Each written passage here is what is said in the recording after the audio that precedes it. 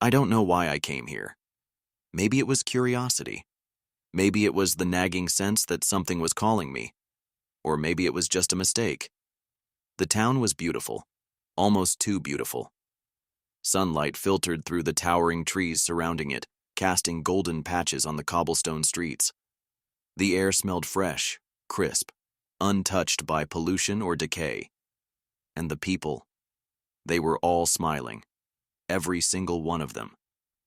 I had driven for miles, deeper and deeper into the wilderness, until the GPS stopped working and my phone lost all signal.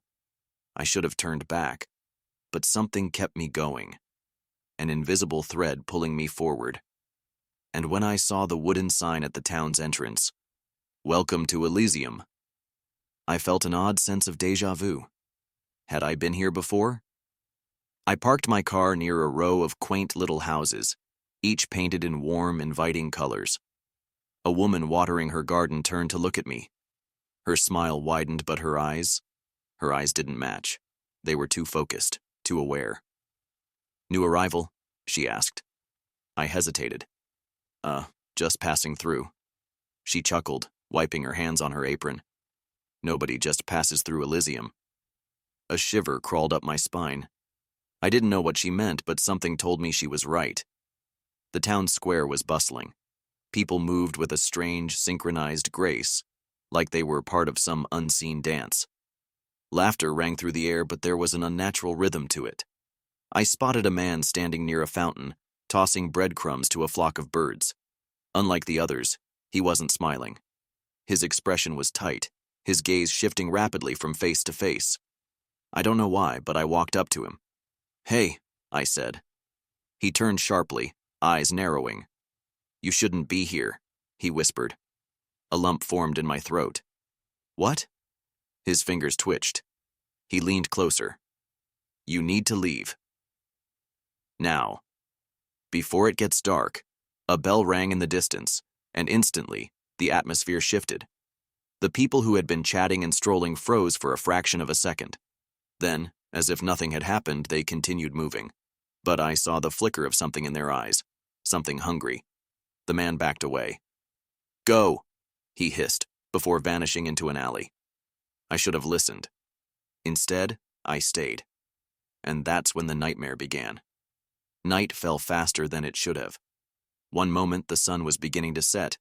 The next, darkness swallowed the sky whole. The town had changed. The warm glow of lanterns cast long, stretching shadows, twisting unnaturally across the cobblestones. The streets, which had been so inviting in the daylight, now felt endless and unfamiliar. And the people, they were still smiling, but their mouths were open just a little too wide. Their teeth gleamed in the dim light. Their eyes, once merely unsettling, were now pitch-black voids. A deep, resonant knocking echoed through the town. 3 slow, deliberate beats. I didn't know where it was coming from, but every person in the square stopped. Their heads turned in perfect unison toward the sound. My heart pounded. I took a step back, but as I did, someone grabbed my wrist. It was a woman. She was older, her hair streaked with gray, her fingers like iron. "Don't run," she whispered. My breath hitched. "What's going on?" She shook her head frantically. "If you run, they'll chase. If you panic, they'll smell it." The knocking came again, and this time I realized where it was coming from. Every door in the town was being knocked on at once. I turned to look at the houses. From every window, faces watched me. Not normal faces. Some were stretched, elongated beyond human proportions. Others had eyes that bulged or were set too deep. Their mouths moved, but I heard nothing. The old woman yanked me forward. "Come with me." I didn't resist. I was too afraid to. She led me into a small, candle-lit home, bolting the door behind us. My hands were shaking. "Tell me what's going on." She placed a finger to her lips and motioned for me to sit. Then she whispered, "They call this place paradise, but it's not." A lump formed in my throat. "Then what is it?" Her expression darkened. "A feeding ground." My stomach lurched. She pulled back the curtain just a crack, just enough for me to see the streets. The townspeople were changing. Their bodies elongated, fingers sharpening into claws, their smiles stretching grotesquely. They were hunting. The woman grabbed my shoulders. "You have until dawn. If they find you, they will take you." "Take me where?" She shook her head. "Nowhere you want to go." A sharp rap on the door made my blood run cold. A voice, light and cheerful, called out from the other side. "Hello?" I knew that voice. It was mine. The old woman's grip tightened. "Don't open it." I barely breathed. The voice on the other side spoke again, playful, almost laughing. "Come on. I know you're in there." The knocking continued. Harder, faster. Until it wasn't knocking anymore, it was pounding. I pressed my back against the wall, shaking. And then, the voice whispered something that shattered my reality. "You've been here before." Everything inside me froze. The old woman's face drained of color. I turned to her, my voice barely a whisper. "What does that mean?" She didn't answer, because she didn't have to. Deep down, I already knew. The pounding on the door stopped. For a long moment, silence stretched through the room like a coiled snake waiting to strike. I barely breathed, terrified that even the smallest movement might betray my presence. Then, the voice on the other side spoke again. Software playful. "I'll see you soon." The footsteps faded, dissolving into the night. I let out a shaky breath, turning to the old woman. "What the hell was that?" She didn't answer right away. Instead, she moved to the window, peering through the sliver of the curtain. Her shoulders relaxed slightly, but her face was still pale, drawn. Finally, she whispered, "They won't come in." "Not yet. Not unless you break the rules." My heart pounded. "Rules?" She nodded. "Elysium has rules. Break them and you become prey." A chill ran down my spine. "Then tell me. Tell me everything." She hesitated. Then, in a hushed voice, she began. "Rule number 1. Never be outside after dark." They change at night. Their bodies twist into something wrong. If you're caught outside, they'll see you as one of theirs. And if you try to run, they'll know you're not. I swallowed hard. "And then?" She met my gaze. "They hunt." I shivered. Rule number 2. Never answer the door after sundown. They'll knock. They'll call your name. Sometimes they'll even mimic voices you trust. But if you open the door, she exhaled shakily, you won't be seen again. A lump formed in my throat. Then what was that? The thing using my voice? Her hands trembled slightly. They're testing you. They want to know how easy you are to break. I gritted my teeth, trying to push down the nausea building in my stomach. Rule number 3. Never, under any circumstances, look into the church.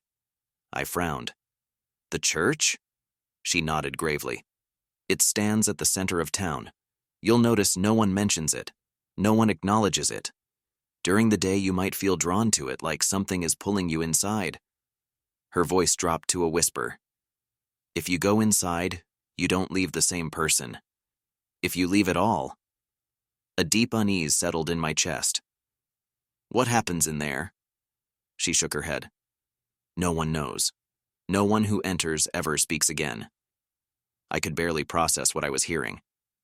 This town, this place, was a perfect illusion, masking something far more terrifying underneath. I should have left the moment I arrived, and now I wasn't sure if I could. I barely slept that night. The candlelight flickered in the small home, casting long, shifting shadows on the walls. Every so often, I heard movement outside. Slow, deliberate footsteps. A dragging sound like something heavy being pulled across stone. I squeezed my eyes shut, willing morning to come. But just before dawn, something changed. A scratching noise at the window. Not a knock, not a tap. Something clawing at the glass. My pulse thundered in my ears. I turned, just slightly, just enough to see. A hand. A thin, elongated hand pressed against the window pane. The fingers were too long, the joints bending unnaturally. The skin, if it could be called that, was stretched tight, gray and waxy, like a mannequin left too long in the sun. And then, it smiled. I don't know how. I don't know why. But as the thing's hand scraped slowly against the glass, its mouth formed on its palm. A grotesque, grinning mouth. It spoke. Almost time. I choked back a scream. Then, just as suddenly as it had appeared, the hand slid away, and the first golden rays of sunlight spilled into the room. The woman stirred from her chair, blinking blearily at me. "It's morning," she murmured. "You survived." I couldn't speak. I barely even breathed. I had survived the night. But something told me this was only the beginning. The town was different in the daylight. The people were normal again. Or at least, they looked that way.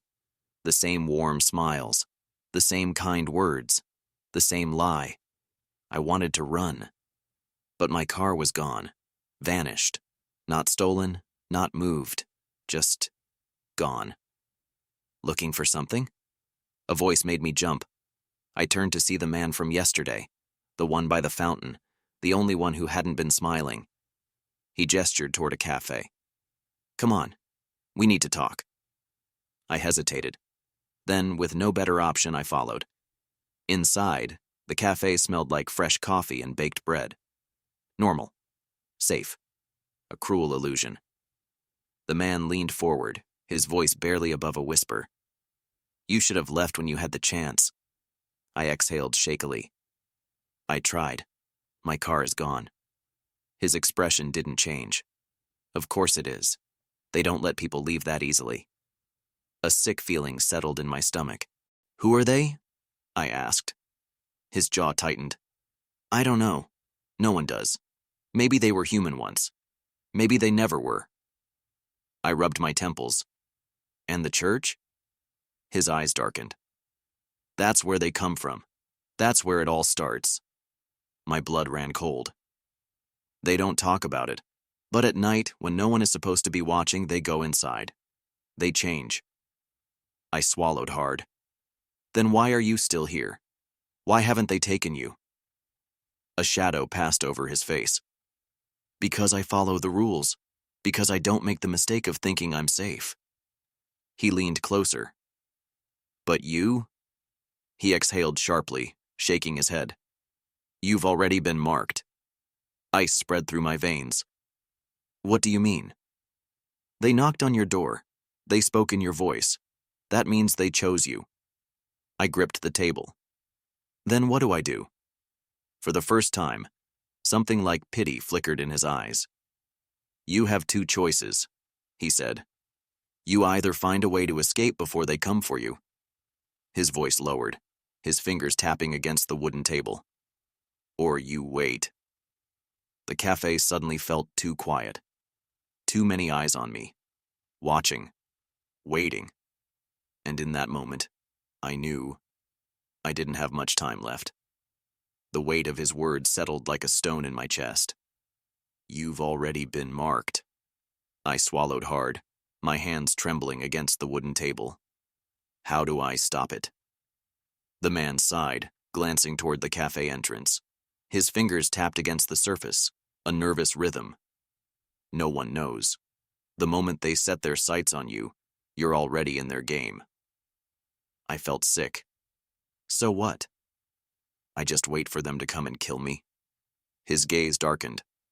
Not kill. Take. A shiver ran down my spine. He leaned in, voice hushed. There's one thing I do know. Once they mark you, you have 3 days. 3 nights before they come in full force. I exhaled sharply. Then what happens? His lips pressed into a thin line. No one's lived long enough to tell. A lump formed in my throat. Then I need to leave, now. I pushed back my chair, but his hand shot out, gripping my wrist. His fingers were cold. Strong. If you try to leave now, they'll know you're running. That's when the hunt begins. I froze. The hunt? He nodded grimly. There are 2 ways they take people. The first is slow. They break you down, wear you out. That's what they're doing to you now. Watching, waiting, whispering in your own voice until you start to doubt reality. He leaned closer, his eyes searching mine. But if you run? He exhaled sharply. That's when they stop playing. That's when they come for real. A chill crept over me. So, what do I do? He hesitated. You need to last 3 days. If you make it to the 4th morning, there's a chance they'll lose interest. But no one's ever made it that far. I clenched my fists. Then I'll be the first. He didn't smile. He didn't look hopeful. He just sat back, watching me like a man who already knew how this would end. That night, I barricaded myself inside the old woman's home. She had agreed to let me stay another night, though the fear in her eyes told me she knew it wouldn't change anything. They'll get in when they want to, she whispered. Doors and walls won't stop them forever. I ignored the dread pooling in my stomach and reinforced the locks anyway. I wouldn't go down without a fight. As the sun set, the air grew thick, heavy. The silence outside wasn't peaceful. It was waiting. And then, just past midnight, I heard it. The first knock. Software gentle. A chill crawled up my spine. Then, let me in. My own voice. I clamped my hands over my ears, squeezing my eyes shut. Another knock, louder. I know you're in there. The old woman sat in the corner, rocking in her chair, whispering prayers under her breath. Then, a scraping sound at the window. I turned my head ever so slightly. My stomach dropped. A hand. That same elongated hand pressed against the glass. Its fingers curled, dragging jagged nails down the surface with a sickening screech. And that mouth, the one in its palm, it grinned wider. Almost time. I gritted my teeth, forcing myself to stay still. Then slowly, the thing's head tilted, though its body never moved. It was as if its neck had no bones, just twisting fluidly at an unnatural angle. And then, it laughed. Low, hollow, wrong. And just like that, it was gone. The next morning, the town was normal again. The people smiled. They greeted me like nothing had happened, like I wasn't living through a waking nightmare. I wasn't fooled. I walked to the cafe, hoping the man from before would be there. He wasn't. I asked the waitress, but she only frowned. Who?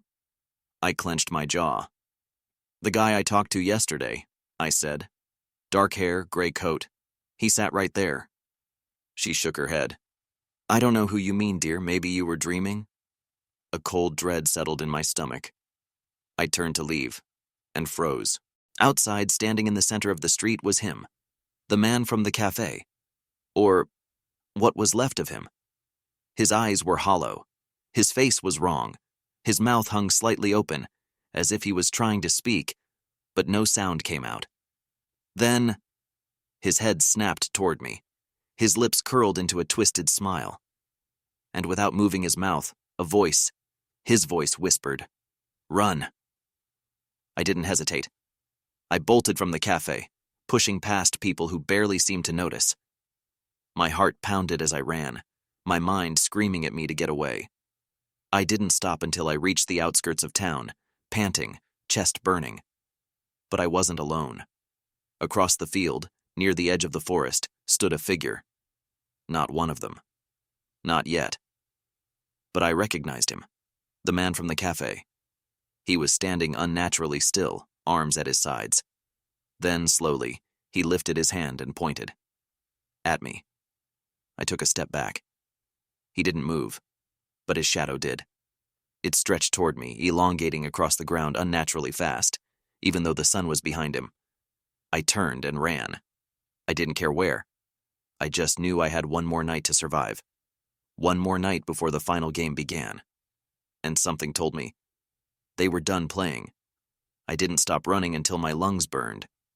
The trees blurred past me as I crashed through the forest, branches clawing at my skin like skeletal fingers. My mind screamed at me to keep moving, but a deeper part of me already knew. There was no escape. The town was gone. No roads, no signs. just endless trees stretching into the distance. A trap. And I had walked right into it. I stumbled to a stop, panting, hands on my knees. The sky above was deepening into dusk, that eerie twilight where the world felt off. The moment between day and night, where things crossed over. I turned in a slow circle. Silence. Not a single bird. No wind rustling the leaves. Just waiting. Then a whisper. Not behind me. Not ahead. But inside me. It's time. A chill ran down my spine. And then a sound. Footsteps. Not running. Not rushing. Just walking. Steady. Inevitable. I turned toward the sound and my breath hitched. Shadows stretched between the trees, too dark for the fading light. Something was in them. Watching. Waiting. And then, from the depths of that darkness, a figure stepped forward. Not a monster. Not a nightmare. It was me. Or something wearing me. Same face. Same clothes. Same terrified eyes. But its mouth curled into a grin. Wider. Unnatural. Stretching beyond what skin should allow. You're ready? I stumbled back, my heart hammering. What do you want? It cocked its head, its voice smooth and familiar. You already know. The forest around me shifted. The trees leaned closer. The sky darkened too fast. Time wasn't moving right anymore. And then, I saw them. Figures stepping from the shadows. Tall, wrong. Their limbs elongated, their faces blurred. Their hands. Those hands with mouths in their palms, trembled with anticipation. The hunt had begun. I ran. I didn't think, didn't look back. The trees twisted around me. Paths that should have led somewhere curved back onto themselves. The world was folding in on me. From the corners of my vision, things moved, crawling, shifting. I felt them getting closer. The whispers grew louder. Almost there. Almost time. I burst into a clearing and stopped, because standing there, waiting for me, was myself, but not the copy from before. This version was different, older, tired, worn, like it had been here for years. It looked at me with hollow eyes and whispered, "You don't escape. You become." My blood ran cold. The shadows surged behind me. They didn't lunge, didn't grab. They waited. Because I understood now. This place didn't kill you. It kept you. It changed you. The ones who had warned me, the cafe man, the old woman, they had once been like me. Trapped, marked, until they became part of it. And now, it was my turn. The shadows reached for me. And everything went black. I woke up in the town square. Morning light bathed the cobblestones in gold. The air smelled fresh, warm, like nothing had ever happened. But when I looked around, the people smiled at me. Too wide, too knowing. I understood now. I wasn't running anymore. I wasn't hunted. I was home. And I smiled back.